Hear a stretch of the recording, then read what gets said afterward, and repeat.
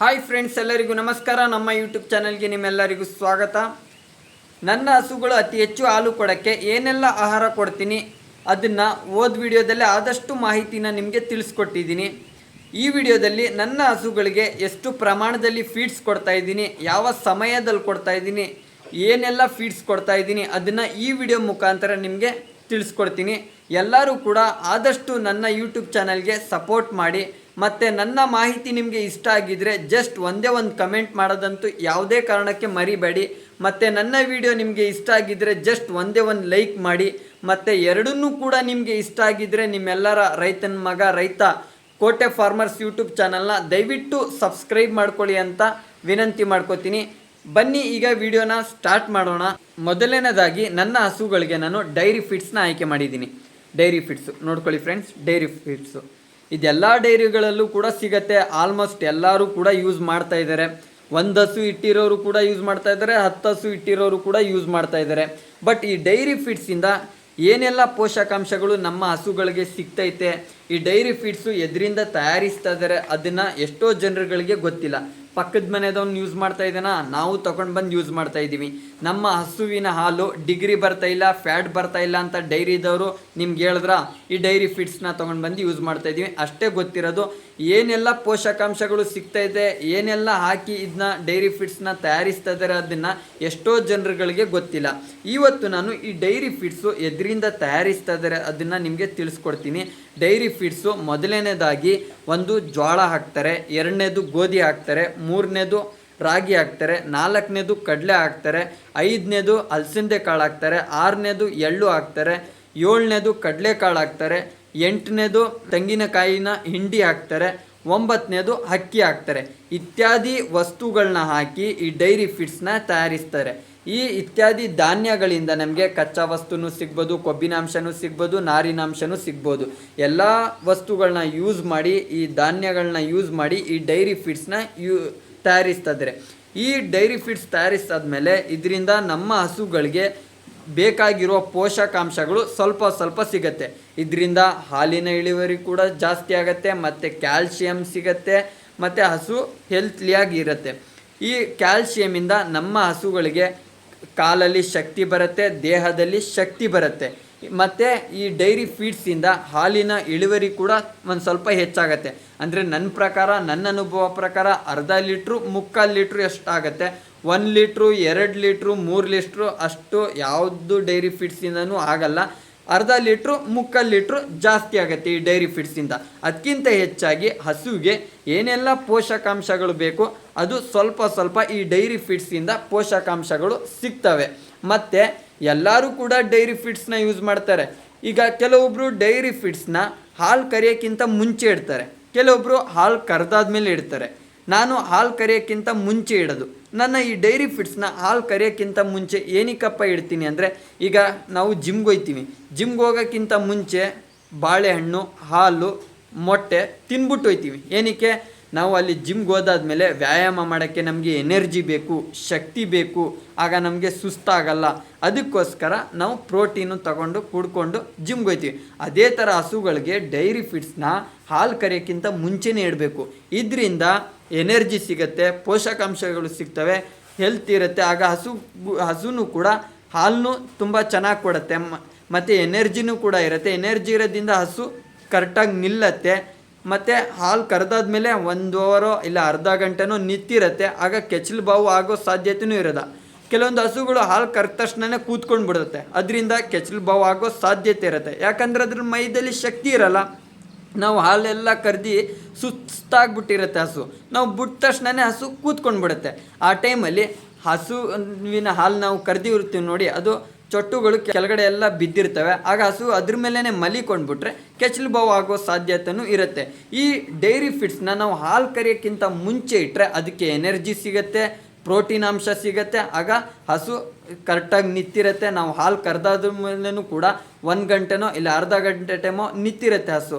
ಇದರಿಂದ ಪೋಷಕಾಂಶಗಳನ್ನು ಹಸುಗಳಿಗೆ ಏನೆಲ್ಲ ಪೋಷಕಾಂಶಗಳು ಬೇಕು ಸ್ವಲ್ಪ ಸಿಗುತ್ತೆ, ಮತ್ತು ಎನರ್ಜಿನೂ ಕೂಡ ಸಿಗುತ್ತೆ, ಮತ್ತು ಪ್ರೋಟೀನು ಕೂಡ ಸಿಗುತ್ತೆ.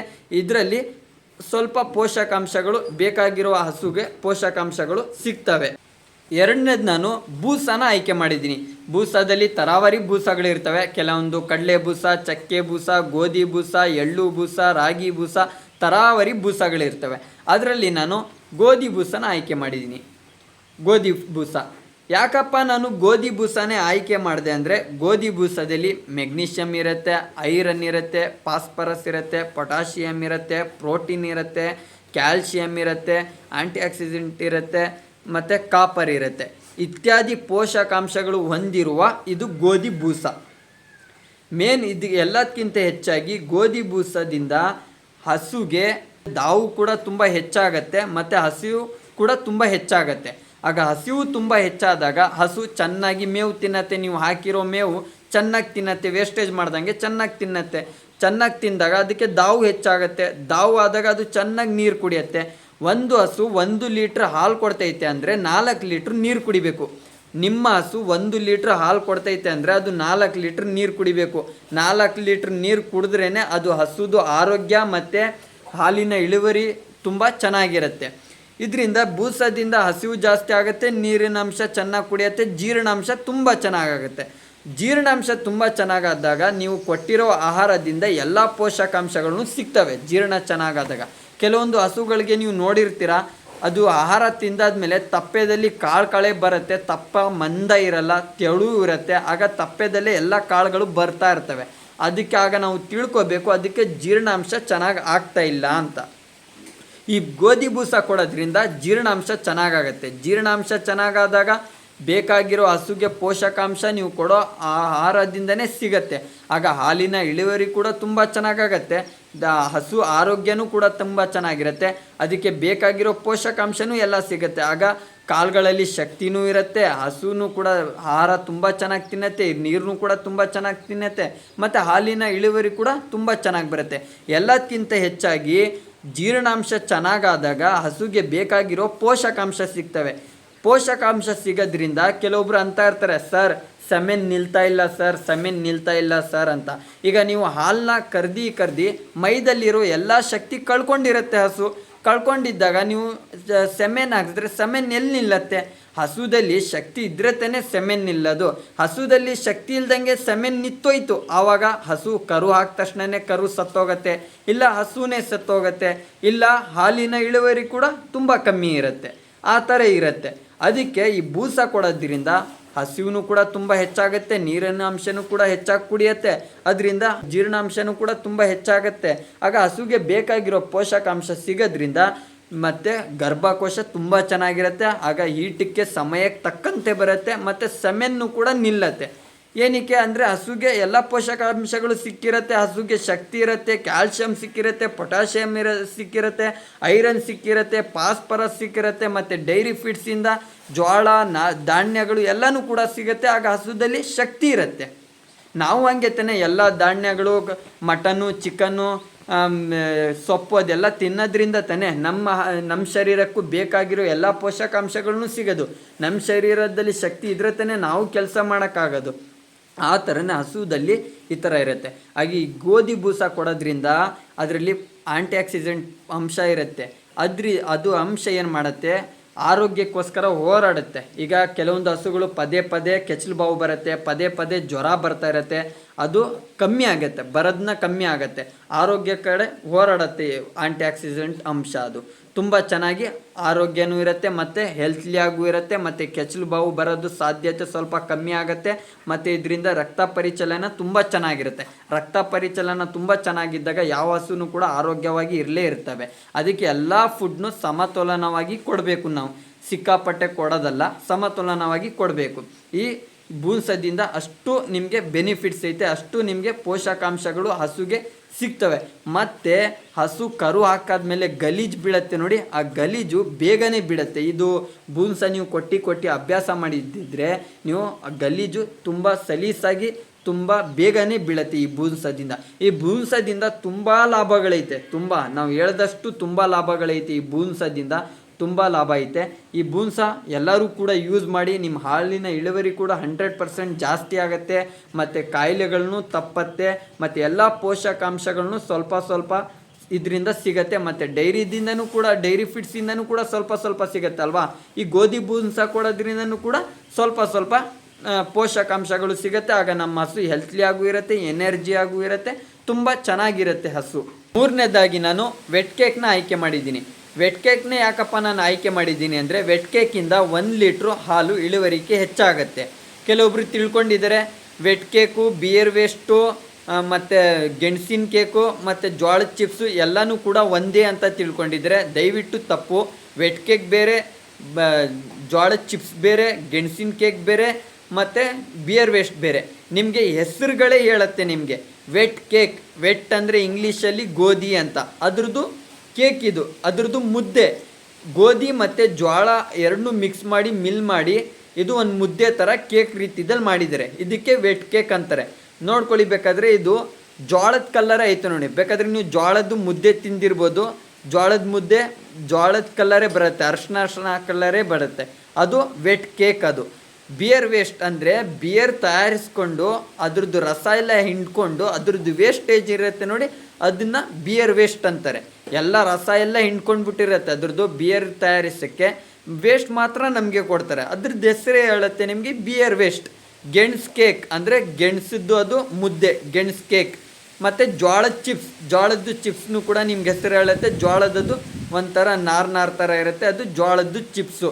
ವೆಟ್ ಕೇಕಿಂದ ಕೆಲವೊಬ್ಬರು ವೀಡಿಯೋಸ್ಗಳನ್ನ ಮಾಡಿದ್ದಾರೆ, 2 ರಿಂದ 3 ಲೀಟ್ರ್ ಜಂಪ್ ಆಗುತ್ತೆ ಅಂತ. ನೀವೇ ಯೋಚನೆ ಮಾಡಿ, ಕೇವಲ ವೆಟ್ ಕೇಕಿಂದ ಒಂದು ಅಂಶದಿಂದ 2 kg ವೆಟ್ ಕೇಕ್ ಕೊಟ್ಟಾಗ 2 kg 3 kg ಹಾಲು ಇನ್ಕ್ರೀಸ್ ಆಗತ್ತಾ? ನೀವೇ ಯೋಚನೆ ಮಾಡಿ. ಅಷ್ಟೊಂದು ಸುಲಭವಾಗಿ ಒಂದು ವೆಟ್ ಕೇಕ್ರಿಂದ 2-3 ಲೀಟ್ರ್ ಹಾಲು ಹೆಚ್ಚಾಗೋ ಸಾಧ್ಯನಾ? ಅದು ನನ್ನ ಅನುಭವ ಪ್ರಕಾರ ನಾನು 1.5 kg ವೆಟ್ ಕೇಕ್ ಕೊಡ್ತಾಯಿದ್ದೀನಿ, ನನಗೆ 1 ಲೀಟ್ರ್ ಹಾಲು ಹೆಚ್ಚಾಗೈತೆ. 1 ಲೀಟ್ರ್ಗಿಂತ ಒಂದು ಸ್ವಲ್ಪ 1/4 ಲೀಟ್ರು ಆ ಥರ ಹೆಚ್ಚಾಗೈತೆ. 1 ಲೀಟ್ರ್ ಬುಟ್ಟಿ ನನಗೆ 2 ಲೀಟ್ರು 3 ಲೀಟ್ರ್ ಅಷ್ಟು ಹಾಲು ಹೆಚ್ಚಾಗಿಲ್ಲ. ನನ್ನ ಅನುಭವದ ಮಾತಿದು. ನಾನು ಯೂಸ್ ಮಾಡ್ತಾಯಿದ್ದೀನಿ 3 ತಿಂಗಳಿಂದ. ನನಗೆ 1/4 ಲೀಟ್ರು ಹಾಲು ಹೆಚ್ಚಾಗೈತೆ. ಅದಕ್ಕೆ ನಾನು ವೆಟ್ ಕೇಕ್ನ ಆಯ್ಕೆ ಮಾಡಿದ್ದೀನಿ. ಬಿಯರ್ ವೇಸ್ಟ್ ಬೇರೆ, ವೆಟ್ ಕೇಕ್ ಬೇರೆ, ಗೆಣಸಿನ ಕೇಕ್ ಬೇರೆ, ಮತ್ತು ಜೋಳದ ಚಿಪ್ಸ್ ಬೇರೆ. ನಾನು ಆಯ್ಕೆ ಮಾಡಿರೋದು ವೆಟ್ ಕೇಕ್. ನಾನೀಗ ಡೈರಿ ಫಿಡ್ಸ್ನ 1 kg ಕೊಡ್ತೀನಿ, ಗೋಧಿ ಬೂಸನ 1 kg ಕೊಡ್ತೀನಿ, ಮತ್ತು ವೆಟ್ ಕೇಕ್ನ 1.5 kg ಕೊಡ್ತೀನಿ ನನ್ನ ಹಸುಗಳಿಗೆ. ಗೋಧಿ ಬೂಸ 1 kg, dairy feeds 1 kg, wet cake 1.5 kg ಕೊಡ್ತೀನಿ. ವೆಟ್ ಕೇಕಿಂದ ಹಾಲಿನ ಇಳುವರಿಕೆ 1 ಲೀಟ್ರ್ಗಿಂತ ಒಂದು ಸ್ವಲ್ಪ ಹೆಚ್ಚಾಗತ್ತೆ. ಅದಕ್ಕೆ ನಾನು ವೆಟ್ ಕೇಕ್ನ ಆಯ್ಕೆ ಮಾಡಿದ್ದೀನಿ. ಮತ್ತು ವೆಟ್ ಕೇಕ್ ಯೂಸ್ ಮಾಡಬೇಕು ಅಂತ ಇದ್ದವರು ವೆಟ್ ಕೇಕ್ನ 1 ಹಸುಗೆ ಟೆಸ್ಟ್ ಮಾಡಿ ನೋಡಿ. 1 ಹಸುಗೆ ಫಸ್ಟು ಹಾಕಿ ನೋಡಿ. 1.5 kgನ 1 ಹಸುಗೆ ಹಾಕಿ ನೋಡಿ. ಒಂದು 8 ದಿನನೋ 10 ದಿನನೋ 1 ಹಸುಗೆ ಹಾಕಿ ನೋಡಿ. ಅದಕ್ಕೆ ನಿಮಗೆ ಪರಿಣಾಮಗಳು ಒಳ್ಳೆ ಲಾಭ ಐತೆ, ಹಾಲು ಇನ್ಕ್ರೀಸ್ ಆಯಿತು, ಏನೂ ಸೈಡ್ ಎಫೆಕ್ಟ್ಸ್ಗಳು ಇಲ್ಲ ಅಂದರೆ ನೀವು ವೆಟ್ ಕೇಕ್ನ ಯೂಸ್ ಮಾಡಿ. ನಾನು ಕೂಡ 1 ಹಸುಗೆ ಯೂಸ್ ಮಾಡಿ ನೋಡ್ಬಿಟ್ಟು ಆಮೇಲೆ ಬೇರೆ ಹಸುಗಳಿಗೆ ಯೂಸ್ ಮಾಡಿರೋದು. ನೀವು ಕೂಡ ಹಾಗೆ ಮಾಡಿ. ಫಸ್ಟು 1 ಹಸುಗೆ ಯೂಸ್ ಮಾಡಿ ನೋಡಿ. ಏನಾದರೂ ಹಾಲು ಡೆವಲಪ್ ಆಯಿತು, ನಿಮ್ಮ ಹಸುಗಳು ಏನೋ ಪ್ರಾಬ್ಲಮ್ಗಳು ಕಾಣಿಸ್ತಾ ಇಲ್ಲ ಅಂದರೆ ವೆಟ್ ಕೇಕ್ನ 100% ನೀವು ಕೂಡ ಯೂಸ್ ಮಾಡಿ. ಇದ್ರ ಜೊತೆಗೆ ನೀವು ಡೈರಿ ಫಿಡ್ಸ್ನ ಯೂಸ್ ಮಾಡಬೇಕು, ಬೂನ್ಸನ್ನು ಯೂಸ್ ಮಾಡಬೇಕು. ಈ ವೆಟ್ ಕೇಕ್ ಹಾಕೋದ್ರಿಂದ ಹಾಲು ಇಳುವರಿಕೆ 1 ಲೀಟ್ರ್ಗಿಂತ ಒಂದು ಸ್ವಲ್ಪ ಹೆಚ್ಚಾಗತ್ತಲ್ವ. ಆಗ ಹಸು ದೇಹದಲ್ಲಿ ಇರುವ ಎಲ್ಲ ಶಕ್ತಿ ಹಾಲಿನ ರೀತಿಯಲ್ಲಿ ಬಂದ್ಬಿಡುತ್ತೆ. ಆಗ ಹಸುಗಳು ಮೂಳೆ ಬಿಟ್ಕೊಡ್ಬಿಡೋದು, ತೂಕ ಇಳಿದೋಗೋದು, ಆ ಥರ ಪರಿಣಾಮಗಳು ಬರ್ತವೆ. ಅದಕ್ಕೆ ನೀವು ಮೈಂಡಲ್ಲಿ ಇಟ್ಕೊಳ್ಳಿ, ಹಾಲು ಹೆಂಗೆ ಎಳಿತೀರೋ ಆ ಥರ ನೀವು ಫುಡ್ನು ಕೂಡ ಹಂಗೆ ಕೊಡಬೇಕು. ಅದಕ್ಕೆ ಬೇಕಾಗಿರೋ ಪೋಷಕಾಂಶಗಳನ್ನು ಕೂಡ ನೀವು ಹಂಗೆ ಕೊಡಬೇಕು. ಅತಿ ಹೊಟ್ಟೆ ತುಂಬ್ದಂಗೆ ಅದಕ್ಕೆ ನೀವು ಫುಡ್ ಕೊಡಬೇಕು. ನೀವು ಆಗಲೇ ಈ ವೆಟ್ ಕೇಕ್ನ ಯೂಸ್ ಮಾಡೋದು. ನೀವು ವೆಟ್ ಕೇಕ್ ಬರೀ ಹಾಕ್ತಿದ್ದೀರಾ, ಅದಕ್ಕೆ ತಕ್ಕಂತೆ ನೀವು ಫುಡ್ ಕೊಡ್ತಾ ಇಲ್ಲ ಅಂದರೆ ಹಾಲು ಚೆನ್ನಾಗಿ ಎಳಿತಿದ್ದೀರಾ, ಮೈ ಹಾಗೆ ಬಿಟ್ಟೋಗ್ಬಿಡುತ್ತೆ. ಹಾಲದಲ್ಲಿ ಅದ್ರದ್ದು ಶಕ್ತಿ ಎಲ್ಲ ಆಚೆ ಬಂದ್ಬಿಡುತ್ತೆ. ಆವಾಗ ಸೆಮೆನ್ನು ನಿಲ್ಲಲ್ಲ, ಹೀಟಿಗೆ ಸಮಯಕ್ಕೆ ತಕ್ಕಂತೂ ಬರಲ್ಲ. ಅದು ಎದ್ದೇಳೋಕ್ಕೆ ಕೂರೋಕ್ಕೆಲ್ಲ ಹಿಂಸೆ ಆಗುತ್ತೆ. ಆಮೇಲೆ ಮಣ್ಣು ತಿನ್ನತ್ತೆ ಹಸು. ನೀವು ಪೋಷಕಾಂಶಗಳು ಕರೆಕ್ಟಾಗಿ ಕೊಡಲಿಲ್ಲ ಅಂದರೆ ಹಸುಗೆ ಮಣ್ಣು ತಿನ್ನತ್ತೆ. ಮಣ್ಣಲ್ಲಿ ಅದಕ್ಕೆ ಪೋಷಕಾಂಶಗಳು ಸಿಗ್ಬಿಡ್ತವೆ, ಖನಿಜಾಂಶಗಳು. ಆಗ ಅದು ಮಣ್ಣು ತಿನ್ನತ್ತೆ. ಇದು ಮಾತ್ರ ನೀವು ನೆನಪಲ್ಲಿ ಇಟ್ಕೊಳ್ಳಿ. ಹಾಲು ಎಷ್ಟು ಮಟ್ಟಿಗೆ ನೀವು ಕರಿತೀರೋ ಅಷ್ಟರ ಮಟ್ಟಿಗೆ ನೀವು ಆಹಾರ ಪೋಷಕಾಂಶಗಳು ಕೊಡಲೇಬೇಕು. 4ನೇದು ನಾನು ಖನಿಜ ಮಿಶ್ರಣದ ಪ್ಯಾಕೆಟ್ನ ಆಯ್ಕೆ ಮಾಡಿದ್ದೀನಿ. ನೋಡ್ಕೊಳ್ಳಿ, ಉಲ್ಟಾ ಮಾಡಬೇಕೇನೋ. ಖನಿಜ ಮಿಶ್ರಣದ್ದು ಪ್ಯಾಕೆಟು ಇದು ಡೈರಿದಲ್ಲೇ ಸಿಗತ್ತೆ. ನಂದಿನಿದು ಡೈರಿದಲ್ಲೇ ಸಿಗತ್ತೆ. ಎಲ್ಲರೂ ಕೂಡ ಯೂಸ್ ಮಾಡಲೇಬೇಕು. ಇದು ನಂದಿನಿ ಖನಿಜ ಮಿಶ್ರಣದ ಪ್ಯಾಕೆಟು ಎಲ್ಲರೂ ಕೂಡ ಹಸುಗೆ ಇಂಪಾರ್ಟೆಂಟ್, ಇದು ಎಲ್ಲರೂ ಕೂಡ ಯೂಸ್ ಮಾಡಿ. ಡೈರಿದಲ್ಲಿ ಸಿಗತ್ತೆ, ಇದು ಕೇಳ್ಬಿಟ್ಟು ತಗೊಳ್ಳಿ. ಡೈರಿದಲ್ಲಿ ಇದು 100% ಎಲ್ಲರೂ ಕೂಡ ಯೂಸ್ ಮಾಡಬೇಕು. ಇದರಲ್ಲಿ ಖನಿಜಾಂಶಗಳು ಇರ್ತವೆ, ಹಸುಗಳಿಗೆ ಬೇಕಾಗಿರೋದು ಪೋಷಕಾಂಶಗಳಿರ್ತವೆ. ಕ್ಯಾಲ್ಶಿಯಮ್ಮು, ರಂಜಕ, ಮೆಗ್ನೀಷಿಯಮ್ಮು, ಅಯೋಡಿನು, ಜಿಂಕು, ಕಾಪರು, ಕ್ರೋಮಿಯಮ್ಮು, ಇಷ್ಟು ಪೋಷಕಾಂಶಗಳು ಹಸುಗೆ ಇರ್ತವೆ. ಇದರಿಂದ ನಾವು ಡೈರಿದಿಂದ ಸಿಗೋ ಪೋಷಕಾಂಶಗಳು, ಡೈರಿ ಫೀಡ್ಸಿಂದ ಸಿಗೋ ಪೋಷಕಾಂಶಗಳು, ಮತ್ತು ಗೋಧಿ ಬೂಸದಿಂದ ಸಿಗೋ ಪೋಷಕಾಂಶಗಳು, ಮತ್ತು ಖನಿಜ ಮಿಶ್ರಣ ಪ್ಯಾಕೆಟಿಂದ ಸಿಗೋ ಪೋಷಕಾಂಶಗಳು ಎಲ್ಲನೂ ಕೂಡ ಒಂದು ಸಮತೋಲನಾಗಿರುತ್ತೆ. ಅಂದರೆ ನಾವು ಒಂದು ಆಹಾರ ತಿಂತಾಯಿದ್ದೀವಿ ಅಂದರೆ ಒಂದು ಆಹಾರದಲ್ಲಿ ಎಲ್ಲ ಪೋಷಕಾಂಶಗಳು ಸಿಗಲ್ಲ.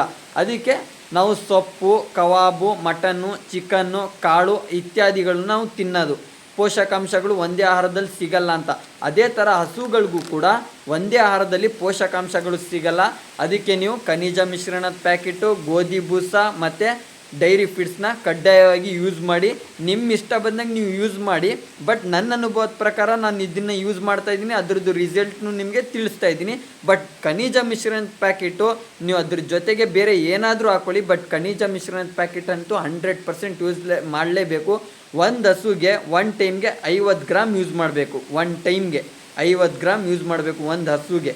ಈ ಖನಿಜ ಮಿಶ್ರಣದ ಪ್ಯಾಕೆಟ್ ಯೂಸ್ ಮಾಡೋದ್ರಿಂದ ಡಿಗ್ರಿ ಬರುತ್ತೆ, ಫ್ಯಾಟ್ ಬರುತ್ತೆ, ಕೆಚ್ಚಲು ಬಾವು ಆಗೋಕ್ಕೆ ಸಾಧ್ಯತೆ ಕಮ್ಮಿ ಇರುತ್ತೆ, ತುಂಬ ಚೆನ್ನಾಗಿರುತ್ತೆ. ಅದಕ್ಕೆ ಎಲ್ಲರೂ ಕೂಡ ಡೈರಿಯಿಂದ ಈಸ್ಕೊಳ್ಳಿ ಖನಿಜ ಮಿಶ್ರಣದ ಪ್ಯಾಕೆಟು, ಎಲ್ಲರೂ ಕೂಡ ಯೂಸ್ ಮಾಡಿ.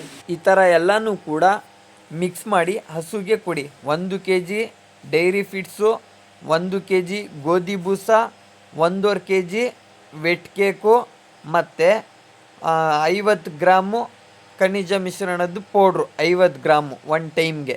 ಸರಿನಾ? ಇದೆಲ್ಲನೂ ಕೂಡ ಹಾಕಿ ಟೋಟ್ಲು 3.5 kg ಫೀಡ್ಸ್ ಆಗುತ್ತೆ, ಹಸುಗೆ ಕೊಡಿ. ಅಂದರೆ ನೀವು ನಿಮ್ಮ ಹಸು 3 ಲೀಟ್ರ್ ಹಾಲು ಕೊಡ್ತೈತೆ ಅಂದರೆ 1 kg ಫೀಡ್ಸ್ ಕೊಡಬೇಕು. 3 ಲೀಟ್ರಿಗೆ 1 kg ಫೀಡ್ಸು.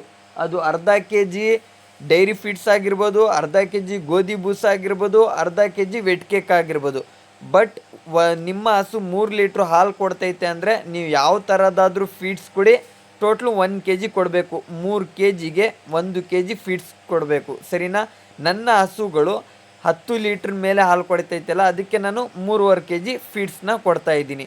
ನೋಡಿ ನೀವೇ ಎಷ್ಟು ಟೇಸ್ಟಾಗಿ ತಿಂತಿದ್ದಾವೆ ಅಂತ ಹಸುಗಳು. ದಯವಿಟ್ಟು ನನ್ನ ವಿಡಿಯೋ ನಿಮ್ಮೆಲ್ಲರಿಗೂ ಇಷ್ಟ ಆಗಿರ್ಬೋದು. ನನ್ನ ವಿಡಿಯೋ ನಿಮ್ಗೆಲ್ಲರಿಗೂ ಇಷ್ಟ ಆಗಿದ್ದರೆ ದಯವಿಟ್ಟು ಕಮೆಂಟ್ ಮಾಡೋದಂತೂ ಯಾವುದೇ ಕಾರಣಕ್ಕೂ ಮರಿಬೇಡಿ. ಮತ್ತು ವಿಡಿಯೋ ಇಷ್ಟ ಆಗಿದ್ದರೆ ಲೈಕ್ ಮಾಡಿ. ಮತ್ತು ನಿಮ್ಮೆಲ್ಲರ ರೈತನ ಮಗಂದು ಯೂಟ್ಯೂಬ್ ಚಾನಲ್ ಕೋಟೆ ಫಾರ್ಮರ್ಸ್ ಯೂಟ್ಯೂಬ್ ಚಾನಲ್ನ ದಯವಿಟ್ಟು ಸಬ್ಸ್ಕ್ರೈಬ್ ಮಾಡ್ಕೊಳ್ಳಿ ಅಂತ ವಿನಂತಿ ಮಾಡ್ಕೋತೀನಿ. ಮತ್ತು ಇನ್ನೊಂದು ವಿಡಿಯೋ ನಿಮಗೆ ನಾಳಿದ್ರಲ್ಲಿ ಬರುತ್ತೆ. ನಾನು ವಾರಕ್ಕೆ ಒಂದು ಸತಿ ಮೇವು ಪ್ರೋಟೀನ್ನ ಮೇವು ಕೊಡ್ತೀನಿ, ಅದ್ರ ಜೊತೆ ಕ್ಯಾಲ್ಶಿಯಮ್ನು ಕೂಡ ಕೊಡ್ತೀನಿ. ಅದೇನೆಲ್ಲ ಮೇವು ಕೊಡ್ತೀನಿ ವಾರಕ್ಕೆ ಒಂದು ಸತಿ ಅದನ್ನು ನೆಕ್ಸ್ಟ್ ವೀಡಿಯೋದಲ್ಲಿ ತಿಳಿಸ್ಕೊಡ್ತೀನಿ. ದಯವಿಟ್ಟು ನನ್ನ ಯೂಟ್ಯೂಬ್ ಚಾನಲ್ನ ಸಬ್ಸ್ಕ್ರೈಬ್ ಮಾಡ್ಕೊಳ್ಳಿ. ಲೈಕು ಕಮೆಂಟ್ ಮಾಡೋದಂತೂ ಯಾವುದೇ ಕಾರಣಕ್ಕೂ ಮರಿಬೇಡಿ. ಎಲ್ಲರಿಗೂ ಧನ್ಯವಾದಗಳು.